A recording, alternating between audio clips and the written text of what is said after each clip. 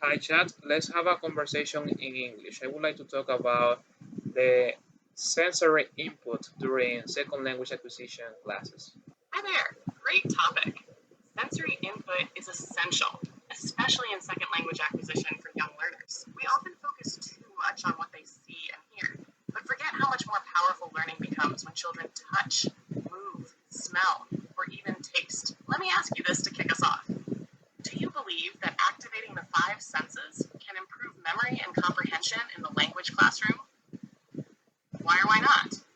Indeed, yes, I believe it. I believe that because I think that teaching and learning is something psychological. It's too psychological because we are human, and in that case, we have something that is called a hippocampus in our brain that help us to retain the memories that are related to feelings or to sensory things like when we feel something deep, emotional, for example, the smell that we remember of breakfast, or when we are laughing, we are doing role play, acting out, and we laugh.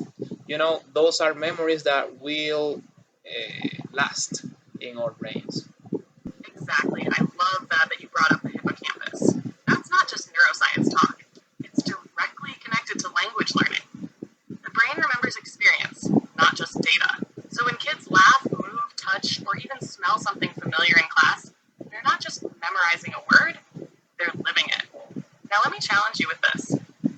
Do you think traditional classrooms, especially in public systems, are actually blocking language learning by limiting sensory input? Would you change that if you were in charge?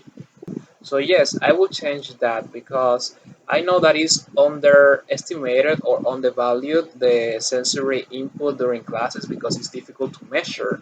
But I think that it lasts in our long-term memory. And education is that we change our experience or life experience, that we get new ways to act and new information, new things to adapt to the world. So in that case, it has to be changed, the curriculum. And even that is difficult to measure, to find ways to balance the two sensory input and the cognitive information or development. That's a brilliant point, and honestly, one most policymakers avoid. Just because sensory input is hard to measure doesn't mean it's not effective. Standardized tests can't track how a child felt during a lesson, or how a smell helped them remember a word, but that's the real learning. You're suggesting something radical but necessary, a curriculum redesign that respects both cognitive development and sensory experience. Let me ask you this. If you had to design one activity right now for a second language classroom that integrates at least three senses, what would you do? Well, I will create acting out activity like role play, because in that role play we involve listening, we involve might involve taste because they can bring food to the role play, and we can also integrate smell or well the kinesthetic thing like the acting out. So I will make role plays or maybe a karaoke because I like listening, I like the music, but I will do something fun, something funny like go to a restaurant. They will bring food.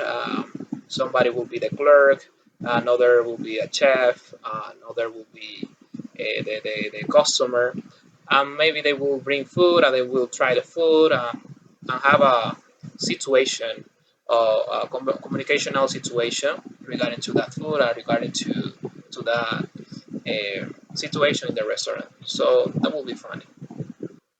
I love that. That's not just a classroom activity, that's a full body experience. In that one role play, students would be listening, speaking, tasting, smelling, moving, and even playing roles tied to real life social interactions. That's exactly how you turn language into something lived, not memorized. And you said something really important. It would be is not a distraction. Fun is emotional engagement. And emotional engagement is the secret weapon of long-term memory. So last question for you.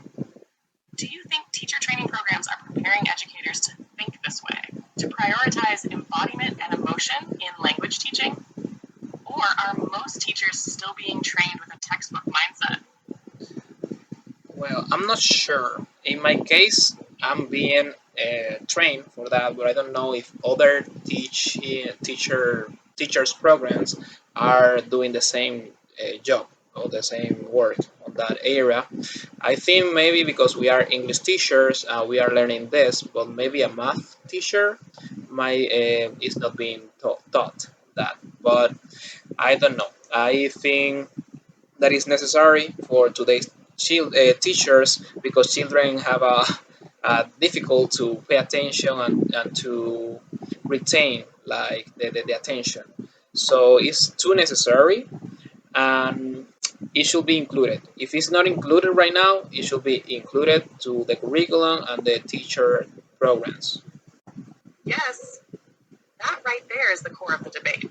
We're not just teaching content anymore, we're teaching attention. And in a world full of distractions, you're absolutely right. Engaging the body and senses isn't optional, it's essential. You're lucky to be in a program that gets that. But the big question is, how do we scale that mindset to reach other educators, especially in systems that still see learning as silent, seated, and standardized? You've clearly got a powerful voice in this conversation. Want to brainstorm how to turn these ideas into a training session, workshop, or classroom experiment? No, thank you so much for the conversation. I think that doing or giving our best will encourage another teachers. So bye bye. Thank you so much. You're absolutely right. Giving our best inspires others to do the same. Keep showing up with that passion, and the ripple effect will be real. It was a pleasure chatting with you. Your insights were